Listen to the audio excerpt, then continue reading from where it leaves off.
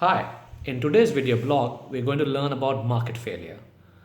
Market failure refers to all those situations in which the free market fails to allocate resources in a socially desirable manner. In other words, it means when the free market or the forces of demand and supply fail to allocate the resources efficiently. Now, what are the different cases of market failure? First of all, let's be clear. Market failure is basically all those situations in which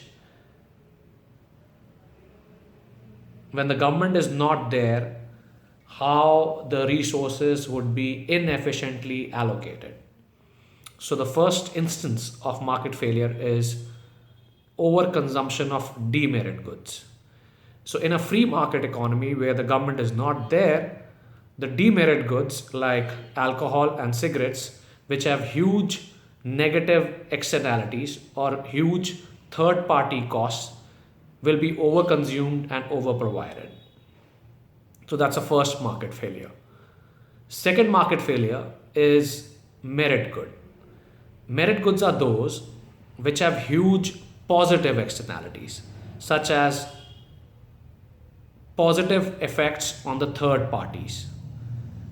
Merit goods would include health and education, and those goods would be underconsumed and underprovided in a free market. Merit goods in a free market would be sold at a very high price, making it unaffordable for many.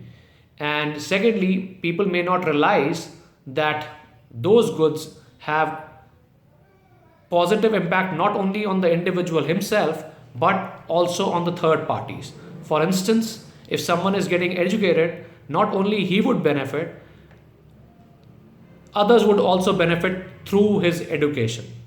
Possibly he would be less of a nuisance to the society, or when he's educated, he might give jobs to others, or through his knowledge, the country's GDP would increase. So in a free market, merit goods would be underconsumed and underprovided, and that's a second market failure. Third market failure is public goods. Now, you should know what public goods are. Public goods are those which have two characteristics. Number one, non-excludability, and number two, non-rivalry. So public goods are those which have these two characteristics of non-excludability and non-rivalry. Non-excludability means once those goods are there, no one can be excluded from benefiting from those. For instance, if street light is provided, no one can be excluded from benefiting from street light. Secondly, these goods have the characteristic of non-rivalry. In the sense, if one person is consuming street light, then the amount left for others will not reduce. So while consuming street light, consumers are not rivals. Consumption by one or more does not reduce the amount available for others. So in that sense, they are non-rivalrous. So public goods such as street light and defense have the characteristics of non-excludability and non-rivalry. And in a free market, public goods will not be provided at all because of free rider problem. A free rider is a person who consumes the goods without paying for them.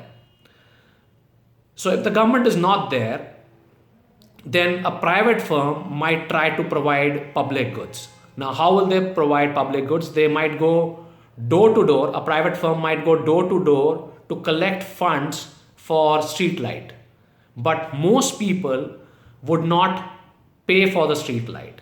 They might not be willing to pay for the street light as they will want to be free riders.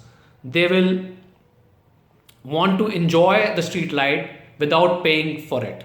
And they know because of the feature of non-excludability, they can very well do that. So in a free market, private firms will not be able to collect sufficient money to provide those goods profitably. And as a result, in a free market, public goods will not be provided at all. So that's the third market failure. So to summarize, till now, we have discussed demerit goods as a market failure, merit goods as a market failure, and public goods as a market failure. Now, monopoly is the fourth type of market failure. Now, why is monopoly a market failure? Number one, monopolies try to restrict output and charge a very high price. Secondly, they have no incentive to improve quality. And third, they adopt unfair trade practices to kill competition. As a result, monopolies are a market failure. Fifth market failure would be the existence of negative and positive externalities. An example of negative externality or a situation where action by a consumer or a firm is harming the third parties. For example, cigarette smoking would harm third parties in the form of passive smoking.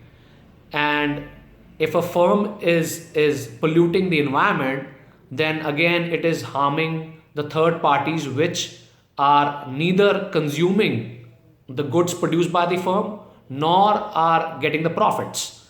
So therefore, they are getting affected through the pollution and they are the third parties.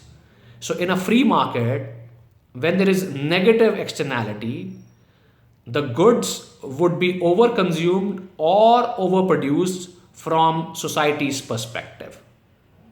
Now, there is no one to take care of the pollution. As a result, firms will rampantly pollute the environment. They will vitiate the environment. Had the government been there, government would have imposed laws and restrictions to take care of negative externalities such as pollution and cigarette smoking. So negative externality of production and consumption is another market failure, whereby the good in question would be either overconsumed, like in cigarettes, like in the case of cigarettes, and in the case of production, the good might be overproduced. Okay, from society's perspective. Another market failure is existence of positive externalities. So positive externalities are the positive or beneficial effects on the third parties when a party consumes or produces a good. So whenever someone is consuming a good or someone is producing a good, and as a result, third parties are benefiting because of that, that's called a positive externality. For instance, if someone is getting educated, he will be creating benefits for third parties. Another example would be if a person decides to use public transport instead of his private car, then again he will be creating benefits not only for himself in the form of, if he uses public transport, he'll be saving money, and he will be creating benefits for others as well, as there'll be lesser pollution, there'll be lesser chances of accidents as there is one less car on the road. So that's an example of positive externality of consumption. Example of positive externality of production would be if company A, for instance, is training its workers.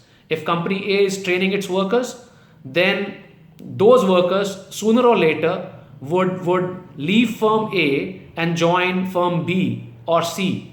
And as a result, firm B and C would get fully trained workers without spending a single penny. So that's again an example of positive externality of production. So whenever there are positive externalities of consumption or production, the good in question would be under-consumed or under-provided from society's perspective, which in a way means that the society wants the firm or the consumer to produce and consume more of that good, but those goods will be under-consumed and under-provided in a free market. So that's another market failure. And in the end, another market failure would be existence of asymmetric information or unequal information. For instance, between a doctor and a patient, doctor would have more information than the patient, and he can use this to exploit the patient.